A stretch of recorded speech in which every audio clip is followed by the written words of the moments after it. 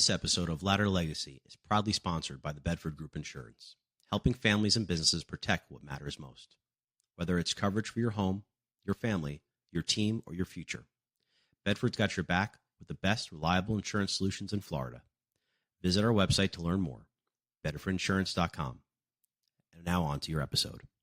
Hey everybody, this is Rudy Romero with From Ladder to Legacy. I'm here today with John Hosey, the CEO of Advanced Leadership Development Institute, where he helps executives and teams at high growth companies like Google, Microsoft, and Hewlett Packard evaluate performance. He also leads Allied Consulting, partnering with founders ready to scale with a background in financial services, real estate firms.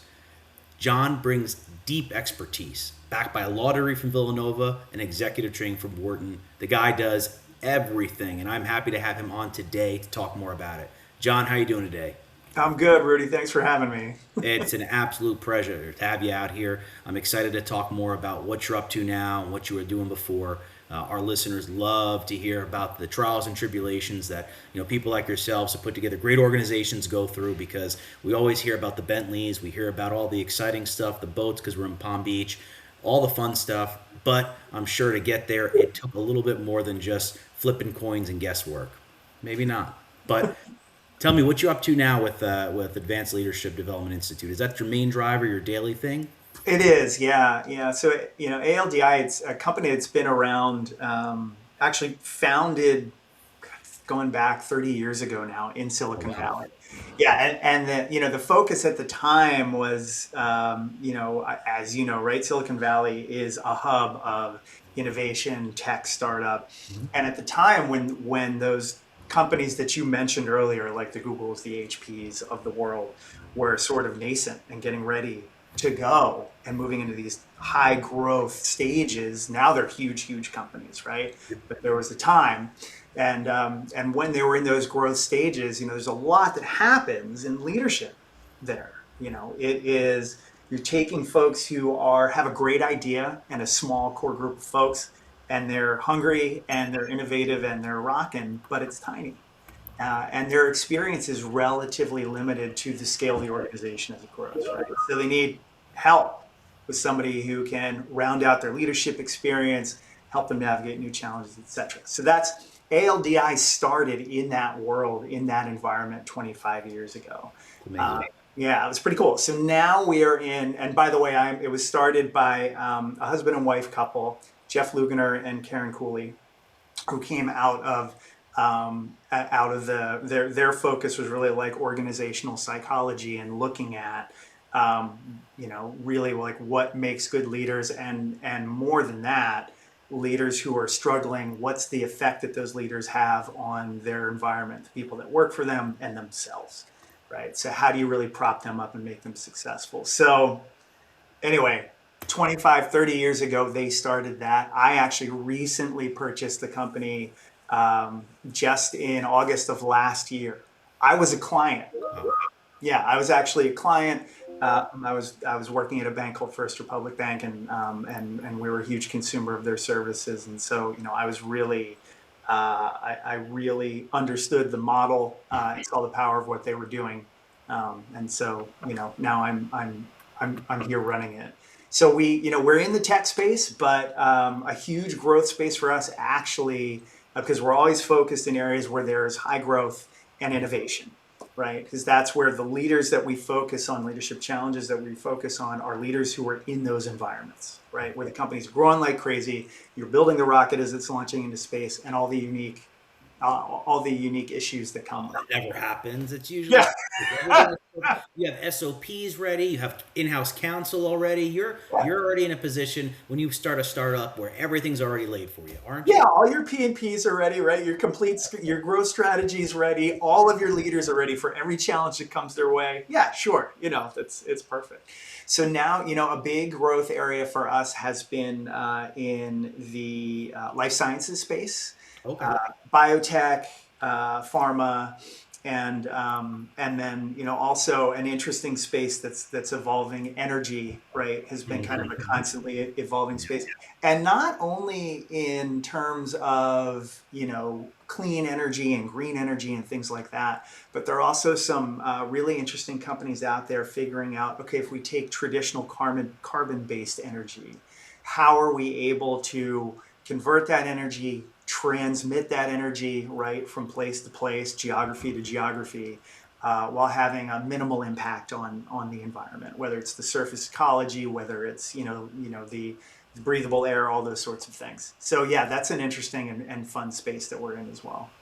Yeah, that's amazing. I mean, a lot to unpack, everybody, just so you're aware. I mean, where he's spanning across spaces that are just, especially the energy sector right now, that becoming an expert in that sector and understanding how to help perform leadership and how that culture is created is paramount, because they are literally putting the wheels on the car right now for LNG plants across the country to help power AI data centers is I'm guessing you're kind of winking towards, because that is a huge, for our listeners to understand, that is a multi-trillion dollar industry that the whole world really has no knowledge about.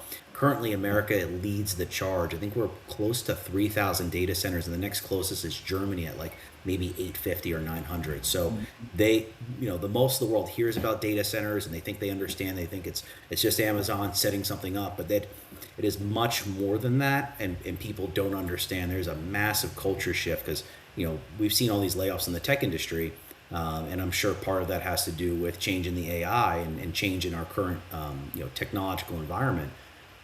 But AI doesn't lead people, right? AI is just a catalyst for information.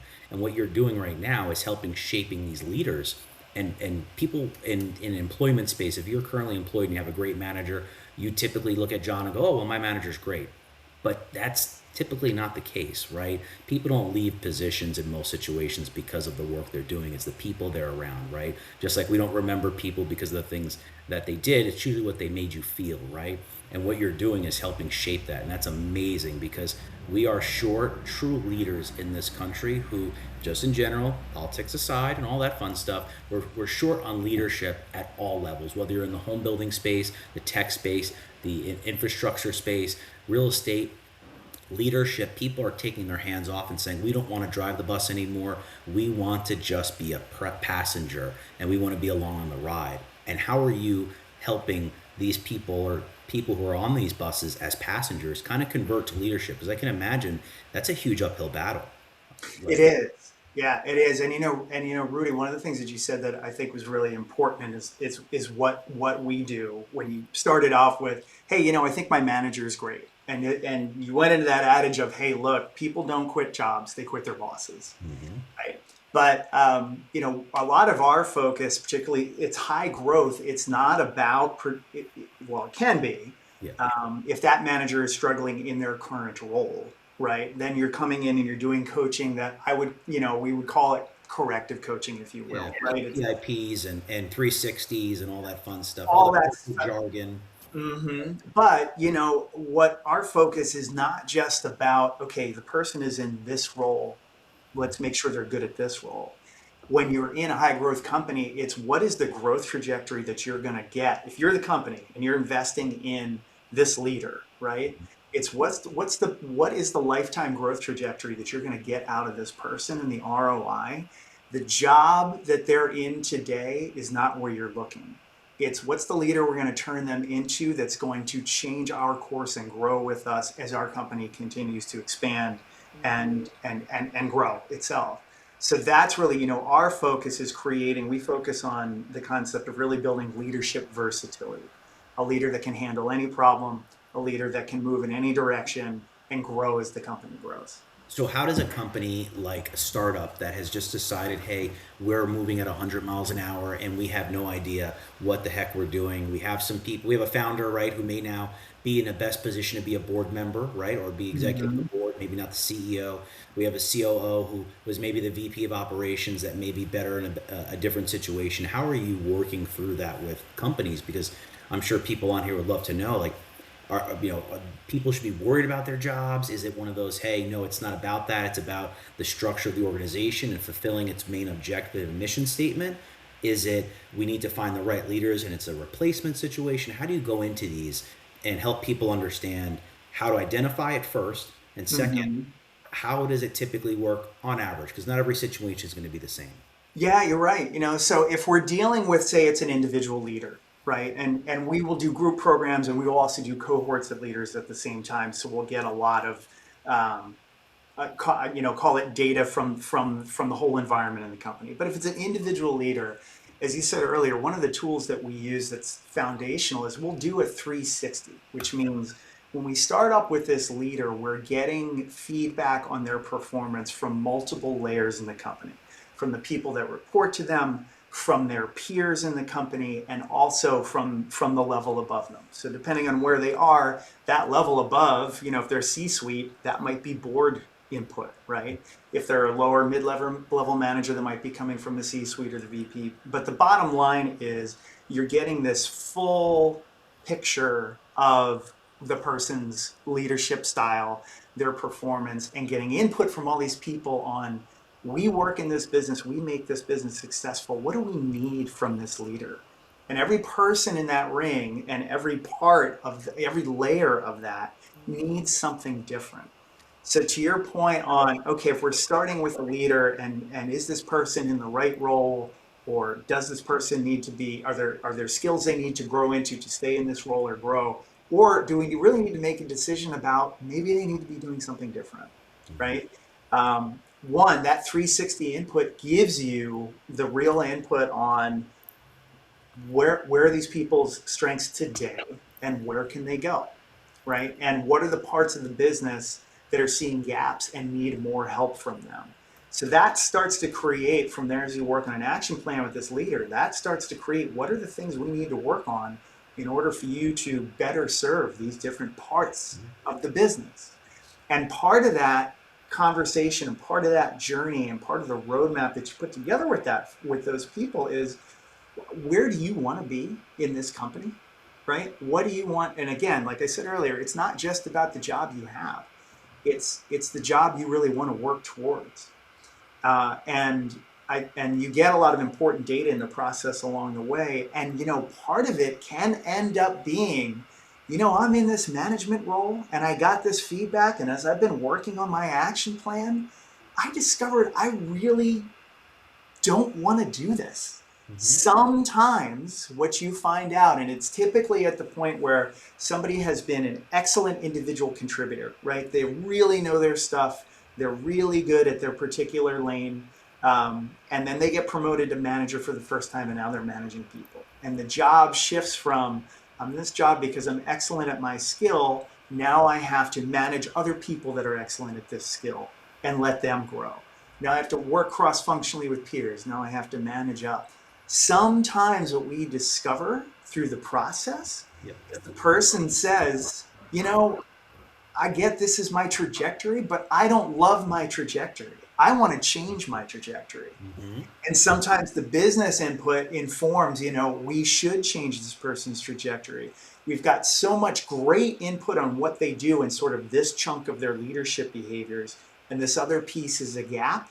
And as we move through, is it really worth banging our heads against trying to fill that gap? Or do we just slot them in their zone of excellence and let them have an amazing career on that track? So that's how it works. And that's awesome, and that's how every company should look at something, right? Because at the end of the day, employees are not just numbers, they are widgets in some way, shape, or form. I get that, but they're people, right? And the hope here is that the organization's mission statement and their values, as things change and organizations have to be agile, meet still with what leadership is. And I worked for a company named Ryan Holmes, NVR, and I think they were really good at doing that. They really hired from within, they promoted from within, they figured out how to create a really great structure. Now they've had their trials and tribulations like any other organization, not perfect, but again, no organization is. Yeah. When you are looking at these larger organizations, what are you typically finding? Is it a, hey, we need an action plan from, we'll call it the VPs down, or is it, hey, we're looking for action plans or some way to assist from the suite up? What typically do they have you come in and do? What is the bread and butter of the industry right now? I would say the bread and butter typically when they're looking at an investment in their leaders, they're typically going to start at that lower level, the people moving into their first management job. And that is because they want to set those people off on the right foot to go. Right. Like I said, some companies look at it in terms of, oh, we do coaching because the person's failing. But the really smart companies look at leadership development in terms of, we want to coach these people before they fail and set them up to succeed from day one. Right. Right. So as soon as they put them into this kind of first management role, the companies that are really smart start to immediately invest in coaching that allows them to continue to take their rocket ride with the company. So those are the companies I think that do it the best. And you also will see companies that have been struggling strategically, right? So another area where they'll bring us in is we'll work with the CEO and the C-suite and actually do strategy support. So we'll get them all, making sure that that whole group has really good cross-functional communication, that they are all strategically aligned and they're getting together to work on not just their project plans, but the strategic direction of their organizations together, so that there's a unified direction for the entire company. Because one thing that we see that's pretty common in these companies, like you said, a startup that is adding people like crazy, it's growing like crazy. What can start to happen is there's so much pressure to perform, right? Which is natural because they're growing like crazy. That the individual leaders, so let's say you have, a product team and a marketing team and a sales team and an ops team. Those individual leaders can tend to, because they all have individual pressures on performance in their verticals, can tend to sort of sink back into their own lane and just focus on production in their lane, right? And stop communicating with everybody else, block out the other stuff. Let's just get our stuff done. Yeah, tunnel vision. Right? You get tunnel vision. You put your blinders on and let's just get our stuff done. And what starts to happen then is those individual organizations, the things that they are working on, even though they think they're being very productive, they become less and less strategically aligned because they're not talking to each other. And it actually, where they think they're doing a bunch of work and being highly productive, the business performance can actually go down. So you have all these people running a million miles an hour and churning out all this work because the work is disjointed and they're not all focused on the right thing together.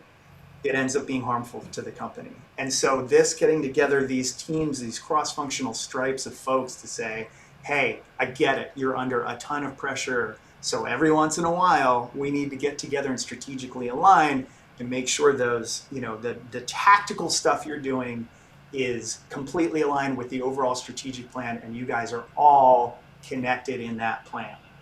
Yeah. So that's another huge area where we focus. Rowing in the same direction, right? That's exactly. The hardest thing is who is on first, who's on second, and why is third open.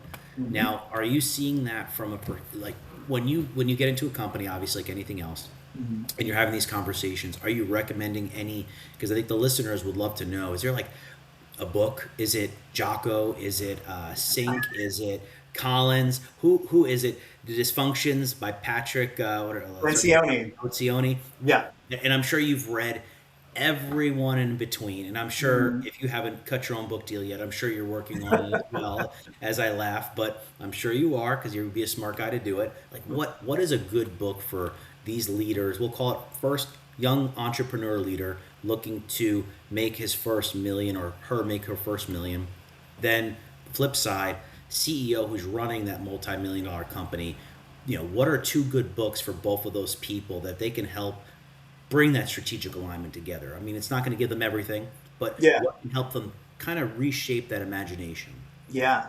Well, so I'm a big Lencioni fan, and I think one that is great for everyone to read, and it's The Advantage. You said there's 5 dysfunctions of the team.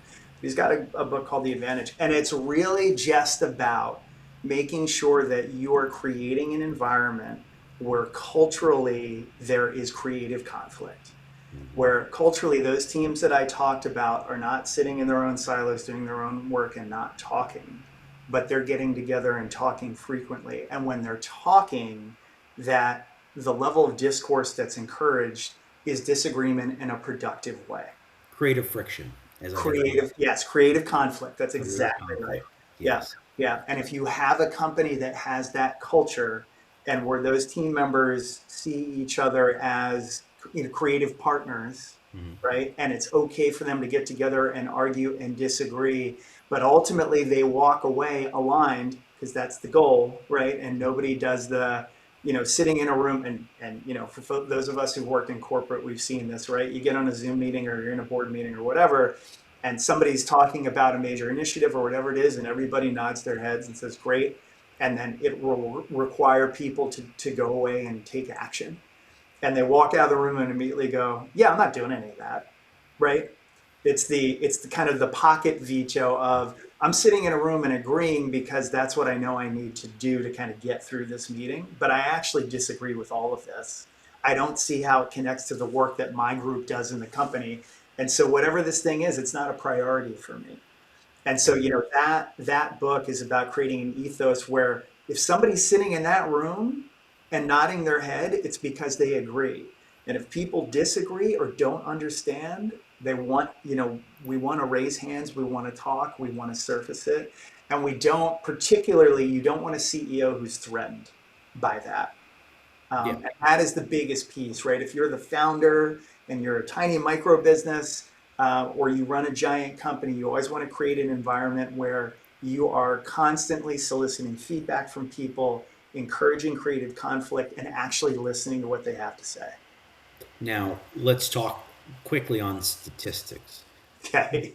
Prior and post, when it comes to that type of mentality, are you seeing leaders, because again, and I don't love to prescribe to the generational change thing, but there is some factual foundation basis on generations do change how leadership works, just like parenting styles, right? And not to compare workers to children, but at the end of the day, parenting and leadership styles, just like military service, law enforcement, all these things where you're in a position of authority, where you have to take leadership, they're all in the purview of general understanding, right? They all kind of link together in some way. They're all part of a strategic opportunity to grow you as a person and as an individual. Are leaders of today who may be the millennials stepping into those positions and maybe the Gen Xers who are dealing with those millennials, do you see they are open to these conversations and more of that the advantage way of doing it versus the old school tell it like it is, do it like I said it, but I don't do any of that? And the old cigar smoking, bourbon drinking mentality, let's go on the golf course versus the new way of I'm seeing the kale salad with a nutritional bar and drinking 37 glasses of water a day because I want to be healthy and I run the marathons with my team on my my Fitbit or whatever, so we all track each other. What's working better in today's world? Is it that new mentality, or is the old one still got a grasp on the world? Yeah, I mean, look, it part of it is people are different, right? So if you have people coming in who have these sort of very direct authoritarian personalities, that is their that's going to be their instinct on how to lead, and that's just how they lead, right?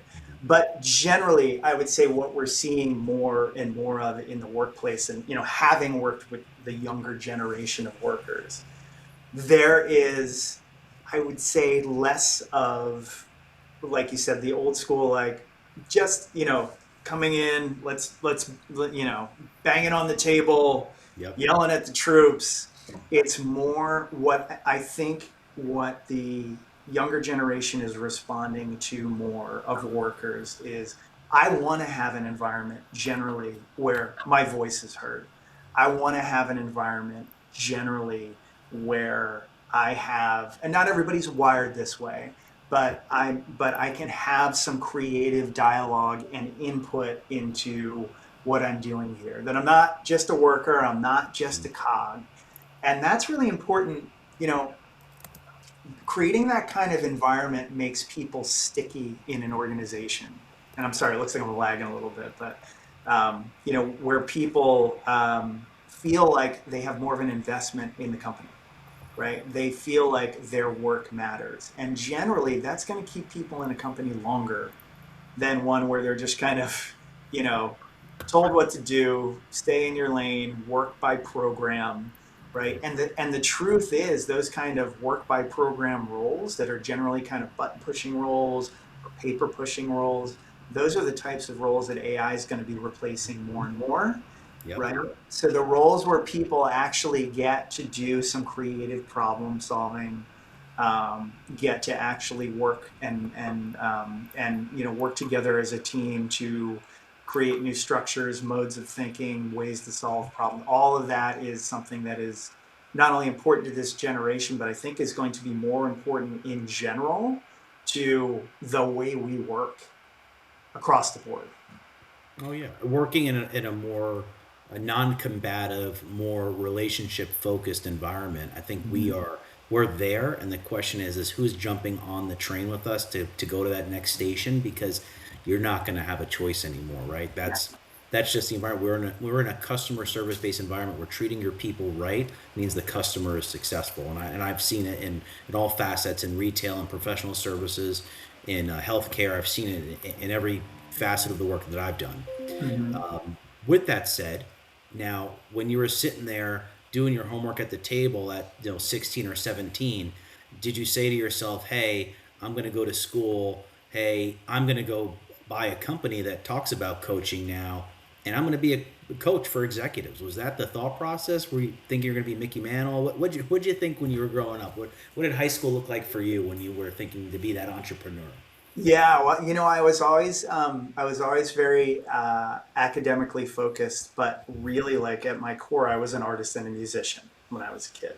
Oh, okay. Yeah, so I was playing in bands. I was into visual art. Not I predate. I was born in '76, right? So I predate the whole. Oh, you can be able to do graphic art on computers and things like that. And now with AI, it's insane. Back then, it was very much hands-on, the kind of the hands-on visual media. So that was my jam back then, and I did gravitate towards things where leadership.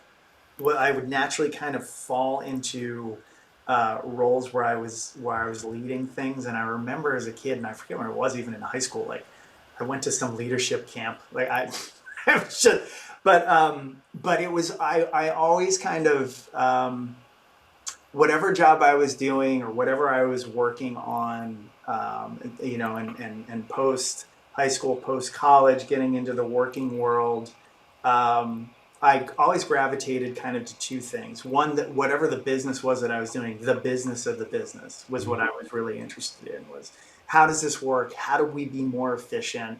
Uh, um, what are the policies and procedures we have in place, and how do we make them more effective for everybody? How do we grow the company? Those were always the things I kind of always, no matter what my role was, whether I was working as a real estate appraiser or real estate valuation companies or financial services, that was kind of always my this kind of entrepreneurial lens. Hmm. um, and then, the other piece was I always enjoyed the team win, right? I always enjoyed in these environments working with other folks and putting together leadership teams and doing the stuff together and coming up with something that was like, okay, we just created this thing together and it's awesome, and helping people motivate to do their best in their roles. So those are the two things I always kind of, no matter what I was doing, I just kind of geeked on. And so it just became this later in life realization that, yeah, let's do this for a living. Now, do you feel, and I always ask this to entrepreneurs because, again, we all take a path and we never know where it's going to end up, right? We end up in situations where I never thought I'd be in the position I am in today just because I thought I had a career trend, a career path. I took my little test in high school and it said I was going to do this and it put me in this box and the box exploded and I lit it on fire and I ran a different direction, right? Because that's how life works. It's the real world, right? Yeah. Did you think that you'd be in the position you are today? Because it sounds like you always ultimately knew this is what you wanted. Did you think it was going to happen, or did you say, "Hey, you know what? I thought I was just going to be an employee in an organization, which is there's nothing wrong with that, right?" Or Yeah. did you know that in your heart of hearts hey, I should have listened to that guy years ago. Not that you would have changed the journey, right? Because the Mhm. journey puts you where you're at for a reason. You can't change it. If you change it, you have no idea what would have happened, right? So no what ifs. But were there things you would have picked on up or picked up on sooner that could have helped you put you on that journey maybe sooner? And I think that's something that young entrepreneurs today are trying to figure out is, you Yeah. know, costs are high, employment's very difficult right now, right? Job creation is where it's at currently. Is there like a thing? Did you have a gut feeling? Did you have an epiphany moment back then where you said, hey, you know what, I'm thinking it, but I'm going to keep doing what I'm doing now? You know, I in early days I really didn't. Like I said, I Fair. was an artist and musician. When I went Yep. to school, I didn't know what I was going to do with that. I was thinking about going to design school. My parents were like, "Dude, you should, don't go to design." My parents, everybody in my life at the time was saying I should be an attorney. That's what they wanted me to go be an attorney. So I followed that path. Like I went undergrad. I was a philosophy major, which taught me to think and argue and all those sorts of things. Ended Mhm. up going to law school. But what I found in law school was that I didn't necessarily uh, lock into a discipline that I enjoyed and that I thought this is something I'd want to do as a career for the rest of my life. Mm. So that was kind of the first aha moment. But actually, Rudy, at that time, I was going to go down a completely different path. What I wanted to do, 9/11 happened when I was in law school. And so I wanted to, I didn't know why, how exactly, but I knew I wanted to I was looking for a calling, and at the time I thought, okay, well, I'm going to I want to join, either be a field agent with the CIA or a special agent with the FBI. Mm. And so I went down both those paths. At the time, CIA wasn't, they weren't into it. But FBI, I ended up going, there was, it's a long pipeline of application, but I ended up going down that path. Um, and then ultimately, while I was in the application process, because it's a long journey, Yep. I ended up working for my father, who's a real estate appraiser. And he had a little micro business. And, uh, one of the things that was kind of, I guess, the aha is in my DNA. My father was an entrepreneur, my grandfather was an entrepreneur. We had a lot of folks who were, um, who had this entrepreneurial spirit, and I was just around it all the time in my family. And there's also just kind of the genetic wiring around that. Now, do And you feel, not to cut you off, John, but do yeah, you yeah, feel like that? Because I think that's so for people. I don't know if you just heard that. Is that in the DNA? That is something that I am so fascinated about. Now, do you feel like because you had that nature versus nurture, right? Do you feel like that pushed you to want to be that entrepreneur, and was that more of a you found that on your own, or do you feel like your family helped push you in that direction? Because I think that's a big deal. A lot of people don't have the support. They also yeah. don't have the entrepreneurial background. They do great things, but did it help you in some way? I think it did. My family, again, where they were pushing me was, and the entrepreneurial people in my family wanted me to, get a law degree, and the thought process is you join a large firm. But also kind of the subtext in that conversation was get a law degree and then you can do whatever you want, right? That was kind of the, and figure it out from there. Fair. Um, Yes, I get it. right. And Nothing wrong so with law degree.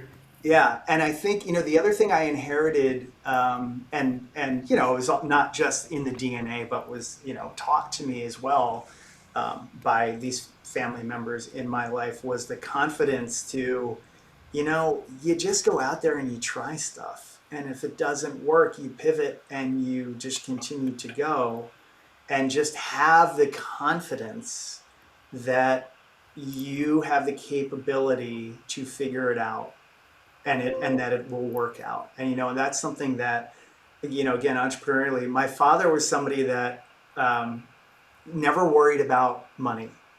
And that's not to say that he was always doing well. The business would be up, the business would be down, but he never worried about it. He always had this thought process of, I will continue to work, I'll continue to figure it out, I'll continue to make money. My grandfather had the exact same thing. And he used to say, he would start a business, run a business for a while, he'd pivot, whatever. He'd always say, I can always find a way to make money. I'm not worried about that. And so that was something that was really interesting. I had this kind of dual, with that entrepreneurial up and down comes financial uncertainty for the company or for your family, right? So that's something, that stress is always there. So I had this kind of dual driver of I need to make money so I don't have that kind of entrepreneurial stress. So I should get a corporate job.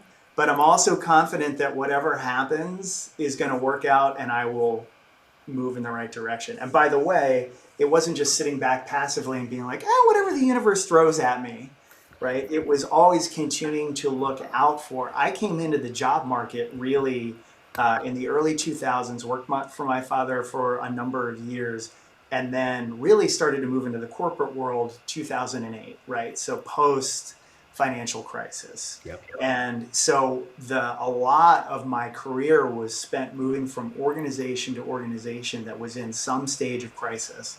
And I was doing some form of either building something from scratch, turnaround operations from scratch, driving efficiency, whatever it was.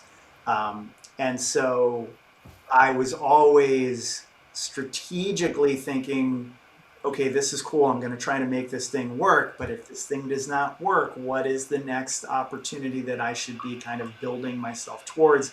I was always very confident about continuing to acquire skills and certifications and knowledge in every job that I worked in and being intentional about being a lifelong learner. And so that piece of it as well is something that, made sure I continue to have a propelled forward in my path.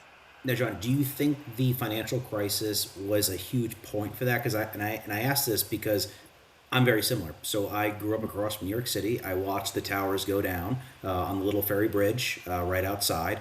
At least the first set of towers before the second went. And obviously, for all us New Yorkers, everyone up there, we all understand what that was like for all of us. Mm-hmm. But post that and the financial crisis, do you feel like that helped fuel this mindset of making sure there's stability? Because I sure feel like that's the case. And that for me, you talked about certifications. If you can't see a wall up here, and it's not because I put it up there because I want to watch them myself. I want to look back and say, hey, remember all this stuff you did. And I have manila envelope folders like this of certifications, achievements, all this other stuff. And it wasn't because I was trying to fill a void, but position myself to make sure that I never had to be the person that worried about those things because I watched the world around me. And do you think that has affected others like us then? I think it does. I think it did. I think it was a huge, that was such a symbolic moment of anything can happen. Yeah. Right? Anything can happen. Like you said, the Twin Towers and then the financial crisis afterwards. And it was really a wake-up call to say, like, there is no secure,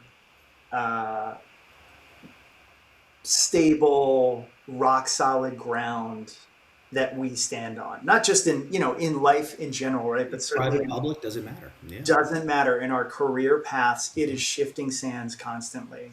And so you need to, I think you're right. I think that was like a very traumatic lesson for those of us those were kind of our formative years at the beginning of our careers, to kind of start off and say, all right, this is a dogfight, right? Like this is. Yeah, I mean, and since then we've just been back to back to back to back, right, of all these other things. And again, I don't have to say it's doom and gloom, right? But I think it's created an interesting leadership style, right? Because we are the generation, or our current generation, we're leading through between swine flu, H1N1, between obviously COVID, between the wars, between all this stuff.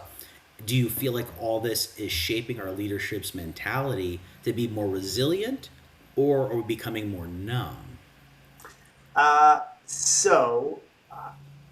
It's a great question because each, that's the double edge of the sword, right? Mm-hmm.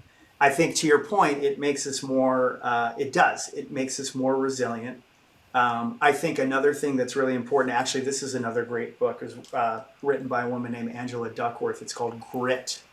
and it's her research and her impression of, grittiness as a leader is maybe the most important trait. And what that means is, like, no matter what's happening, um, you continue to bash on, right? You continue to stay. If the path needs to bend, right, but you're still heading towards the same end ultimate goal, that's cool. But that hanging in there, remember that poster with the cat, right? Yeah, like that. Cheesy corporate, like, hang in there, right? It's that kind of mentality of, when, if we didn't enter the job market at a time when things are easy, and the world is becoming more and more complex, right? And so, yeah, I think that's right. I think the people who become numb to it, I haven't met in my kind of journey here anybody who's completely numb to it. I think, but what the question becomes, how well, how well can you navigate through it, right, and survive it? The really great leaders, just, they take stuff on the chin, they get knocked off course, but they don't fall, or they get knocked all the way down, but they get back up immediately, they reset the course, and they go. And they bring the entire team with them, right? And they recognize that there's a lot going on. I think that's the other thing is, we've heard stuff like Elon Musk say, oh, empathy is something that's overly weaponized, and is ultimately, being empathetic can be a weakness. Um, I think empathy now is an awareness that the world is hard, continues to change, and that's just our constant reality, is change. And so you need to understand that your workers are going through that and dealing with that in the same way you are, and to bring the whole team along on that journey. Emotional intelligence, right? Yeah, To that's understand. it. That's it. It's emotional intelligence. If your EQ meter is like this and it's not Phil, and you're probably not in a position in today's culture to be able to understand your employees, to understand your people, right? You're not in a position to be making those decisions now. So when you're looking at these leadership structures, what are the top three? Because I'm sure there's 3,000 different things we want to see in a leader. But the Mhm. top three things that we'll call it entrepreneurs that are watching this should be looking out for, whether they're hiring or whether they're looking at in self-interest and being mindful. What are the three things that you're seeing that are helping shape outstanding leaders today? I think, here's what I will say. I'll distill it down to one, and maybe this is overly reductive, but it's one with a bunch of nuance in it. I think the greatest leaders are, listening is the absolute most important skill. And by that, I don't just mean, like, actually listening with your ears, but what I mean by that is being in tune and constantly open to feedback from your environment, from your people, and always looking for the opportunity that all those feedback centers are presenting to you, and then reacting to it. If you are just like, I set a path, I know, and I'm going to be bullheaded, and I'm just going to go, and you are not constantly listening to and open to feedback from your clients, feedback from your employees, feedback from, if you've got a board, right? If you are just somebody who is just, is a wrecking ball or a bulldozer, you can move things in a certain direction, but only so far. I think the best leaders are people who are constantly listening. They're constantly gathering data and intelligence on their decisions, on their business direction, on the culture of their business, and then they are being hyper reactive to that. Now, with that active listening you're talking about, are you seeing burnout from these new leaders? Because I mean, that's been a big conversation, right? This whole remote work Yeah. deployment that's happened post COVID and retraction now. We're trying to get more employees back into the workplace because we figured out there's some really strong cultural reasons, right, to bring employees back. That doesn't mean that every employee needs to be brought back to the workforce inside in an office, but again, there is really strong reasons why just Zoom and Teams isn't the way to build a culture. And a culture is literally the lifeblood of that organization. It's no longer just the product, right? Doesn't matter what you sell. If your culture is great, you're probably going to sell it anyway. So, what are you seeing right now with that? Yeah, it's really interesting. There is, like you said, we're we're we're human beings, right? We are matter, and Zoom connection, video connection, those types of things are definitely more effective than, hey, let's just talk on the phone, right?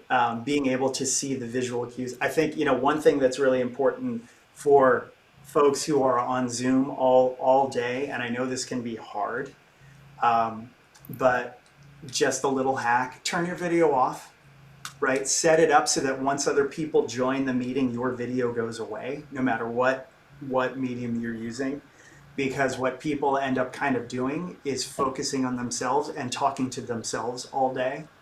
And that's really psychologically bad for you, right? You're really not connecting with everybody in the meeting if the whole time you are, and even as we're in this conversation, I'm kind of coming back and forth to, I'm trying to be present and look at you, right? But there's just, because I'm there on the screen and moving, it's this gravitational pull of just kind of looking at yourself. So that is, one way that I think that is a good way to create more intention and connectivity. If you are running a company that is uh, very webinar or video meeting centric, Mhm. is to just shut make sure have it on when you join, so you can make sure I don't have a bug and whatever else, right? But that have to spend Put something over yourself, right? Because vanity is right. one of those sins that we have to be careful about. That Yeah, yeah, no, but I never noticed it that way. But you're right. I see here making sure I have a beard, so I intentionally usually do this with it, and I try not to do it. I'm not perfect in it, but I catch myself doing it, and I go, well, then look at myself. Oh no, but I really need to yeah, read your visual cues, right? Because us humans, the word is great, and we all send emails, and we make our coworkers upset or our bosses upset because we may not have the IQ or the EQ to write an email that may be correctly worded, but the visual cues, that's how we keep the connection alive, right? And having yeah, this connection is so paramount, especially yeah, post COVID, because we all lived in our own little worlds for a little yeah, while. yeah, It's yeah, it's what we want. It's what we crave that at the yeah. end of the day. Yeah, so I would say, that you're 100% right. So I would say that's one hack, and the other hack is just make sure everybody is on. I get sometimes people are driving or whatever, but make sure everybody is on video. It just will increase the intentionality and the connectivity. Um, and so, if you're living in a company where that is, you're basically in virtual connectivity, that those are the best ways to do it. But the companies that um, there is no substitute for the human connectivity in the office now. But the thing is, you want to make sure that you intentionally create an environment where it's not the same as just working from home, right? If everybody's coming into the office and they're just doing their own thing and they're working on Zoom meetings anyway, then you haven't really, all you've done is made them drive to work and deal with a commute, right? That's it, and spend money and time, right? And so, companies that, and this is true of companies that I've worked for, uh, post COVID, is that you want to make sure that you're really, really focused on creating some intentionality in the office to make the office experience different and make it about connectivity. So if it's everybody's coming in the office, okay, those are the days we're actually going to get together in a room and do creative whiteboard sessions, right? Those are the days that, hey, when everybody comes in, we're actually all going to have lunch together, or we're all going to grab coffee together. Or, if it's cross-functional people that you see on your video conferences all the time and they're actually in the office, but they're not in your physical office, you're going out to get coffee with them, you're going out to get lunch, or whatever it is. So that, I think those are the other things that are really important for reducing burnout. And I can say, I struggle with it. I primarily run my business from my home office. I do get out and meet with clients. I do get out and do business development, but my coaches are all over the place. My client base is all over the place. It's not like 8 hours a day I'm around people. 8 hours a day, I'm generally here doing things like this. Um, and so there's a loneliness factor that can Of course. set in too, right? Particularly for somebody who's motivated by the entrepreneurial piece, the creativity. If you're somebody that gets energy from that, it can be draining.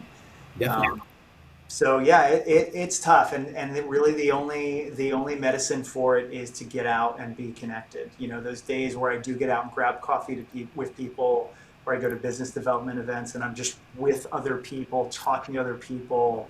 Um, those recharge my batteries for sure. That's awesome. Now, I always, before I always end these podcasts, because again, we've had such great information today, and I really hope the young entrepreneurs or even that seasoned CEO is hearing this, saying you're not alone. That's the first thing, Yeah. right? We all have a commonality. Doesn't matter where you grew up or who you are or your age or whatever else. We're all similar. We're going through that human experience together, and that's what something we should remember. I always ask one question though, and it's not hard hitting in any way, shape, or form. It's very easy. If you could ask anybody, dead or alive, one question, who would that person be, and what would that question be that you would ask them? Dude, dead or alive? It's a fantastic question. I mean, look, if it's somebody who's dead, I would talk to pick pick any. I would say pick any. A family member, right, who's passed over, and I want to know what's it like on the other side. That's what I would want to know. No, that's a great. Secrets of the universe, man. That's what I would want to know. Yeah, what happens after, right? Mhm. After this long journey that we're all on, what happens afterwards? I mean, I've had nobody ask that question or have that answer yet, so I love it. Yeah. I think we're on 23 different people we've had on the podcast so far, and that is the most original one I think we've gotten so far. So I can appreciate that. Well, John, another question is how can people find you? Because again, obviously we've had some great information today, and I want to make sure people know where to find you, whether it be on Instagram, your website, an email, a phone number. Plug that in for us so that they know where to go. Okay, sure. Yeah. So I the my one company is Advanced Leadership Development Institute. That's we have the website there, advancedleadershipdevelopmentinstitute.com. I know it's long. And then also Alloy Consulting. That's my company that's more focused on small business growth, Main Street business growth, micro business growth. That's alloyconsultingllc.com. You can. My name's John Hosey. You can always find me. You can find me on LinkedIn. And then the companies are on LinkedIn as well. And then of course Rudy, if there's a way to share after the fact, I can share all my contact information. We Yeah, can blast it. we'll make sure we plug in all your Mhm. information in our description and all that, so people will be able to find John. So if you have any questions, you're looking to build your leadership team, or an executive who needs to, hear it from the horse's mouth. Yeah. Here he is. Ask the questions and have the conversations. The whole point of these podcasts I do is for entrepreneurs, whether it be startups or entrepreneurs questioning why in the world I did this at 3 o'clock in the morning, to look at this stuff and go, hey, there is hope. People are being successful. No, it doesn't happen overnight. It takes years of grinding, Does. but there is a light at the end of the tunnel. And guys like yourself, like John, do have not a playbook, but they do have some of the information already charted for you. So you don't have to make the same pitfalls that other organizations do, or if you find yourself in that pitfall, a ladder to get out, because that's all we always need, right? Because we're moving from ladder to legacy. That's it, buddy. Yeah. Well, John, I appreciate you. Thank you so much for coming on. Listeners, you heard where he is. Have a conversation. Figure out how to get with him. It'll be well worth it. Thanks, John. Thanks, Rudy.